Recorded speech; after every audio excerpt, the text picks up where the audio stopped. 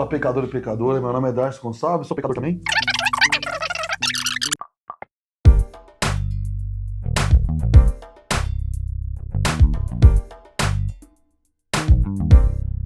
Pastor, na minha igreja, todo mundo fala em línguas no meio do culto. Só que eu e mais um amigo não falamos. O que tem de errado comigo? Eu sou uma pessoa séria, eu oro, leio a Bíblia, mas não entendo porque Deus me deixa de fora disso. Estou quase desistindo. Olha, pra você ver como que isso é um problema, né? Porque as pessoas criam duas classes de crente. Aquele que fala em línguas e aquele que não fala. Então, primeiramente, eu não acredito que o falar em línguas é dessa forma. O falar em línguas nas escrituras era falar um outro idioma para a pregação do evangelho. Entendeu? É isso que eu acredito. Mas mesmo que se creia diferente, creia que é língua dos anjos, apesar de que ninguém sabe como um anjo fala, toda vez que ele veio, ele falou em linguagem humana. Então como é que fala a língua dos anjos se ninguém nunca conversou com anjo? Mas tudo bem. A grande questão é o quê? Se você crê de fato que é assim, uma realidade, 1 Coríntios 14 diz que lá no culto só deviam falar 2 ou 3 pessoas e se houver intérprete. Então não deveria nem estar falando no culto, não é pra todo mundo ficar lá falando no culto. É só se houvesse pessoas e tivesse intérprete. Uma por vez, não todo mundo junto. E outra, não há duas classes de crente. Mesmo aqueles que acreditam que é língua dos anjos, ou que aqueles que acreditam que é idioma, tem que saber que é um dom.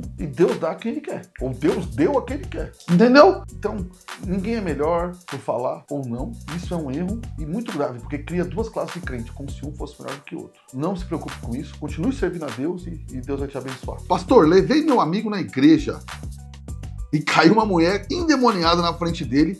Ele ficou desesperado e saiu correndo. Rapaz, aconteceu a mesma coisa comigo uma vez. Nem sei explicar o que aconteceu com ele. Ele foi embora correndo. Ficava pra quê? Não viu a mulher sendo exorcizada e eu não vi ele ainda. O que eu faço? Complicado, porque às vezes a culpa não é da própria igreja, porque aconteceu lá de repente e o que nós vamos fazer, né? Mas é sempre bom, né, ter um lugar pra orar pela pessoa e tal, porque assusta demais as pessoas. Eu tinha um amigo chamado Wagner e eu levei ele na igreja e a pessoa da frente aconteceu isso. E na época eu muito jovem, eu mesmo fiquei com medo e saí correndo antes do visitante. Larguei ele lá. Depois ele me viu e saiu correndo. Depois ele foi embora, porque não gostou, ficou com medo. E ele pensou uma coisa, ele falou, se você tá com medo. E eu pensei assim, se o diácono tá com medo, porque o diácono tava com medo, então tava todo mundo com medo, né? Então, a igreja tem que cuidar melhor disso, mas às vezes na sua igreja cuidam bem, mas foi algo que aconteceu. Então você precisa sentar, conversar com ele, dar uma explicação do que a igreja acredita, peça ajuda para um diácono, para um pastor, para alguém que entenda, explica para ele, convida para ele de novo num dia que senta no meio dessa mulher, de preferência assim, aí assiste o culto, ouve a palavra, que é o mais importante, tá bom? Essa foi boa. Tem uma pergunta pro senhor, pastor, minha mulher não depila a perna. Ontem tava calor, perguntei porque ela tava de calça e ela ficou muito brava. Ela não gosta que eu falo, mas eu não aguento mais a situação. Faz um amigo secreto e todo mundo dá. Peça ajuda, peça pra alguém ajuda a conversar. Talvez é a igreja que você frequente, que diz que isso é pecado, né? É vaidade e tal. Então, talvez você permitiu ficar numa igreja que tem essas coisas assim. Então era melhor você procurar uma igreja mais bíblica que, né? Que o pecado não é rapar a perna, né, mano? Porque, nossa, já passou a época disso aí, mano. Você é dos anos 70 e 80, já tá na hora de rapar essa perna aí, mano.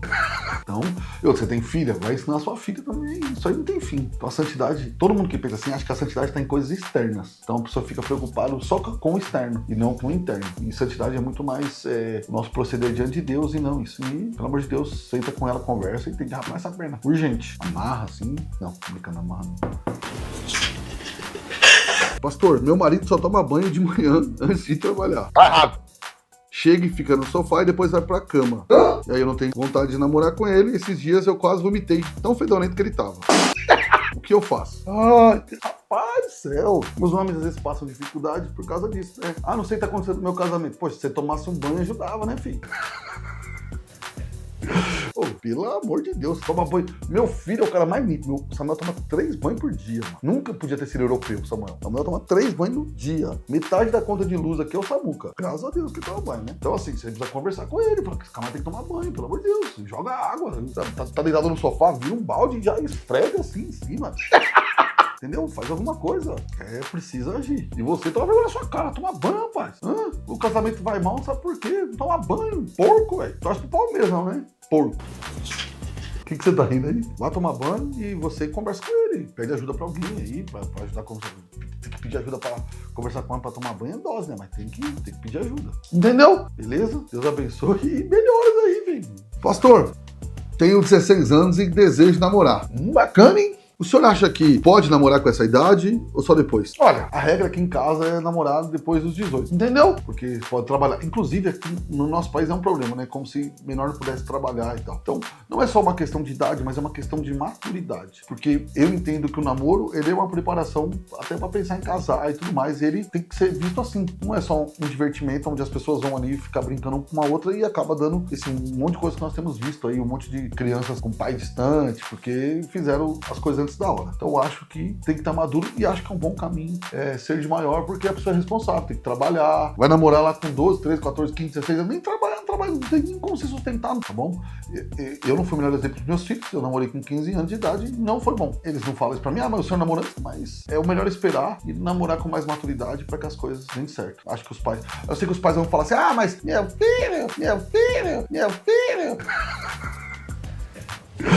Se eu fizer isso, ele vai namorar escondido. Então eu vou deixar fazer. Então, se tudo que ele quiser fazer, você deixar pra ele não fazer escondido, daqui a pouco vai deixar ele usar droga também. Tá errado. Se ele fizer escondido, ele tá errando. Mas você tá fazendo o que é certo. Mantenha fazer o que é certo, tá bom? Deus abençoe, fica na paz e um abraço.